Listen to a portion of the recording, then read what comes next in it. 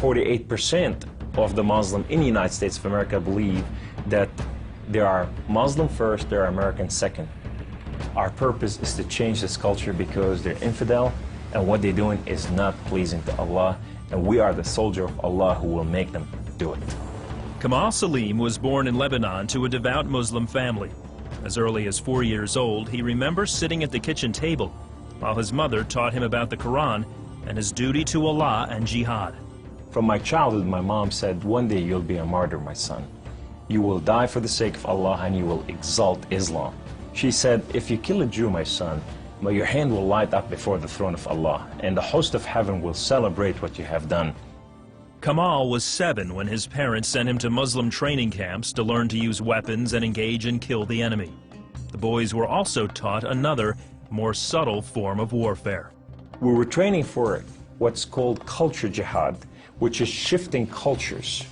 Culture jihad is, it's unlike the sword, unlike the rifle, it is the jihad that will come into your world. By his 20s, Kamal was chosen to wage cultural jihad on America. In Islam, liberty, freedom, monarchy, all these are idols, and these must be brought down. So the liberty that you have in the United States of America, it's anti-Islam. You know, so America must be changed. So I moved to the Bible Belt specifically. The Bible Belt was the strongest of strongest. That's where the stout Christians are. And I want to take on the best of the best because I considered myself as a sword of Islam. I thought, I'm anointed, I'm unique, I'm selected. I'm coming to a country and a culture to change it, and I have the power of Allah with me. In the early 1980s, Kamal entrenched himself in a small Midwestern town. He began targeting men from poor neighborhoods to recruit them to the Muslim faith. But one afternoon, his life would be in the hands of those he hated the most. I was going from one place to another to do a recruitment, and that day I had a car wreck. The car wreck was so severe, I ejected out of my car, landed on my neck, broke my neck in 2 places. This man came running to me, and he said, don't worry, we're going to take care of you, and everything's going to be all right.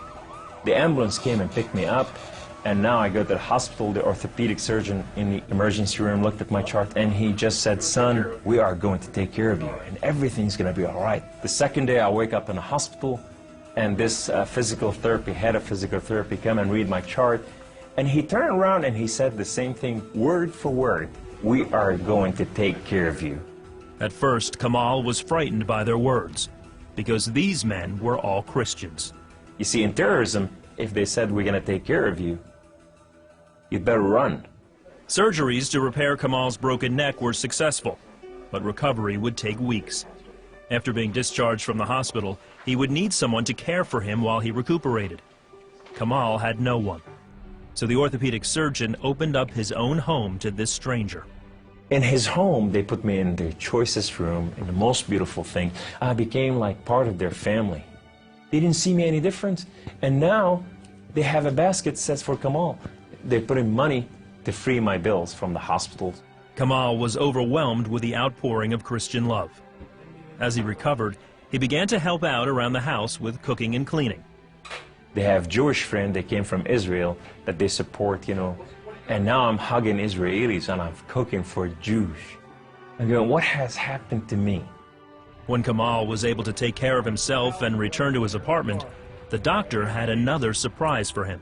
He said, this is the keys to the house, and here's an extra key, this is your new car. We just want to bless you. You can come anytime you want.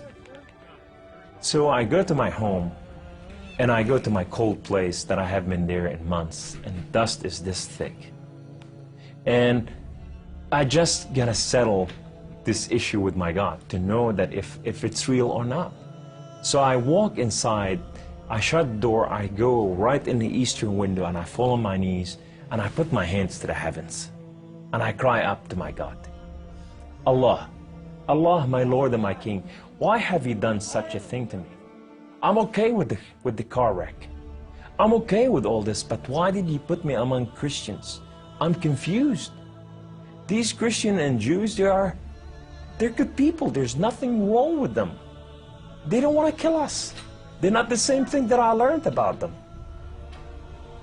Allah, these people have relationship with their God. These people, they cry out to the God and they answer them. I want to hear your voice. I want to hear you love me. If you're real, speak to me. I want to hear your voice. Guess what Allah said that day? Absolutely nothing. Kamal felt that because he questioned his faith, the honorable thing to do was to end his own life.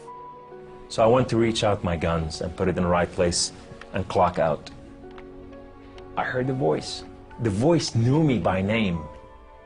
He said, Kamal, Kamal, Kamal, why don't you call on God of Father Abraham and Isaac and Jacob? And now I fell on my knees and I put my hands to the heavens immediately as I heard the voice, and I cried out with every fiber within me, God of Father Abraham, if you are real, would you speak to me? God of Father Abraham, if you are real, I want to know you.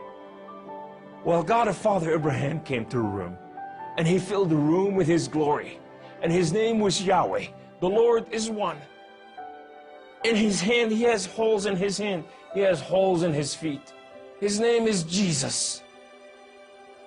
I said to him, who are you, my Lord? Who are you? He said, I am that I am. I said, I'm a simple man with a simple mind. What is that supposed to mean? He said, I am the Alpha, I am the Omega, I am the beginning, I am the end, I am everything that is in between. I have known you before I formed the foundation of the earth. I have loved you before I formed you in your mother womb. Rise up, come on. Kum, you are my warrior, you are not their warrior. And I said to him, I said, my Lord, I will live and die for you. He said, do not die for me. I died for you that you may live. That day, instead of taking his life, Kamal gave it to Jesus.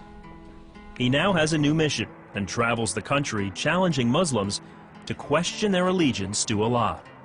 My heart desire is to reach out for my brothers and sisters, the Muslim out there, 1.5 billion Muslim, that they are living out there and they have not tasted freedom, and that freedom in God. It's been over 20 years since Kamal left the Islamic faith, and even threats of violence and death cannot stop him from sharing his story. He is real, you know, and if you never experienced God before in your life, if you never tasted God, and if you think you got nothing to lose, when you're sitting in your home, whether you're a Muslim or a non-Muslim or a non-Christian or whatever you are, say, call on God of Father Abraham and Isaac and Jacob, and say, if you are real, speak to me, I want to hear your voice.